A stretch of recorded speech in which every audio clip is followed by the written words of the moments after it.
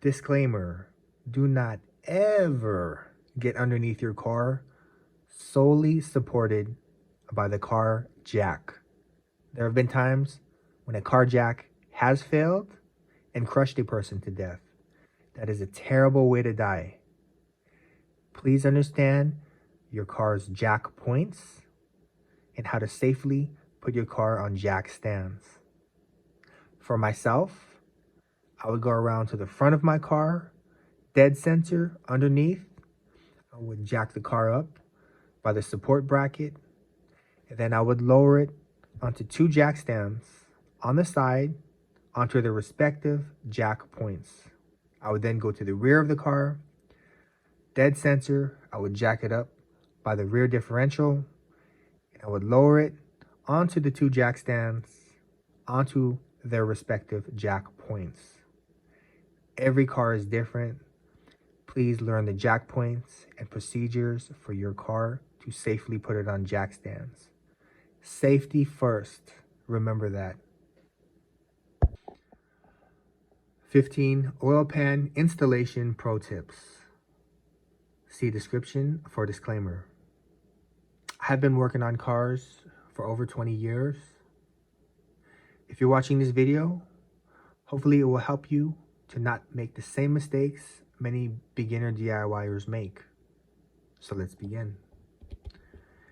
Improperly cleaned oil pan lip. So when you remove the lower oil pan, you want to remove any residual gasket maker. I would take a razor blade to remove the big pieces, and then I would take a drill with a wire brush attachment to remove all traces of leftover gasket maker. Do this for the upper and lower oil pan. Sometimes sandpaper helps. The final step would be to use a type of degreaser. This will give your lips a clean surface. Number 2, the upper oil pan will drip. Even if you clean it very well, there is residual oil that is hiding behind the lip, which will manifest by dripping onto your lip. So remember, clean behind the upper oil pan lip. Number 3, you have too thin of a bead around your lower oil pan lip, and you do not dab it with your finger. Sometimes people try to be way too neat, and the reality is, when you purchase Permatex Black Gasket Maker for oil pans, the bottle is made out of aluminum, so to speak, and it's very hard to squeeze it out of the bottle, or a type of metal, and it really fatigues your fingers and hands. We go to number 4. It's better to have slightly more gasket maker than too little. And I'm referring to that bead when you're doing the bead of gasket maker. Also, to dab it with your finger. Wet your finger and lightly dab it and trace it around the lower oil pan. This compresses it and makes sure it's on. It just ensures it's a tight bond, but you're not going to overdo it. Lightly dab it. Also, I say this because when you go to put the lower oil pan to the upper oil pan and it releases, sometimes that bead will lift right up. So that's why you kind of want to dab it and trace around the lower oil pan with your finger. Number 6, make sure your work environment is clean. Many times you're underneath your car, you have your ratchet, you have your 16, 15, 14 millimeter socket, you have your work light, your extension cord, tissue paper, trash bin. You're tripping over things. So make sure it's clean. That will avoid accidents. Number 7, your car is not high enough on the jack stands. So if your car is too low on the ground, you're going to have to install that oil pan sideways. And that will lead to mistakes in misaligning the oil pan, possibly messing up the gasket maker, which will lead to leaks. So if your car is very high in the air, for example, ESCO, ESCO makes some very tall jack stands for European cars. If it's high enough, you should have no problem laying underneath your car, taking your oil pan and doing a push-up, so to speak, to align it easily. It's not like those professional car lifts where they lift it 10 feet in the air. It's really easy for them to install it with that. Number 8, once you connect the lower oil pan to the upper oil pan, do not let go.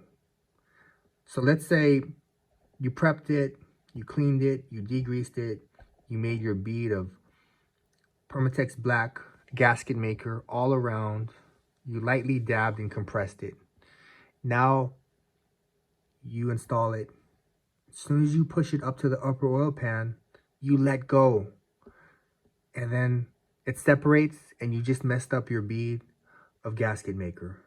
So don't let go and have a bolt with an electric tool ready to go. That way you can secure one bolt finger tight and it will hold it, so to speak. Number 9, failure to follow directions on the gasket maker. So for example, I recall Permatex Black gasket maker for oil pans had directions to secure the oil pan bolts finger tight until gasket maker came out of the seams. Wait 1 hour and then tighten it to factory specs. At which point, wait 24 hours until adding oil back into it.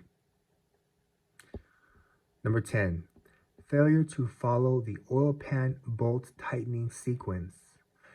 So believe it or not, when you do head gaskets or if you do oil pan installations, there is a oil pan bolt tightening sequence. It's basically, you're going to go in a star pattern. You're going to start in the middle and work your way outwards. If you're unfamiliar with this, go on Google and Google search oil pan bolt tightening sequence. But that is a very important concept in car mechanics. So learn that. Number 11, failure to use factory torque specs and or use a torque wrench. So for every vehicle, the lower oil pan from the factory will have factory torque specs. For example, my car specified 10 foot-pounds per bolt, in which case I needed to use a torque wrench set to 10 pounds of force, and that is how tight I would tighten it. Number 12, once gasket maker oozes out of the seams, for example, if you followed the Permatex Black directions, you can choose to smear it with your finger in a smooth pattern around the oil pan. That is completely optional. That is strictly for aesthetic purposes. 13. This is kind of a repeat of the last points. Permatex Black directions. Install oil pan bolts finger tight until it oozes out of the seams. Wait 1 hour. Tighten it to factory specs. Then wait 24 hours to add oil. Okay, we already went over that. Just a refresh. Number 14. When you're ready to add oil and your car is up in the air, wait a couple hours and then check for leaks at the seams. That would kind of be a waste if you're doing it yourself and you complete the installation, boom, you head out the door, only to come back 3 hours later to find out it's still leaking. So always add oil, check a couple hours later to make sure it's fixed. And lastly, if you followed all of my tips, there's a good chance your installation of your lower oil pan was successful and it is not leaking. As you see, there is a lot of small details. There is a lot of nuances, endless possibilities of how something could go wrong. And this is why mechanics charge so much, because there's so many nuances. Nobody wants to get their hands dirty and etc.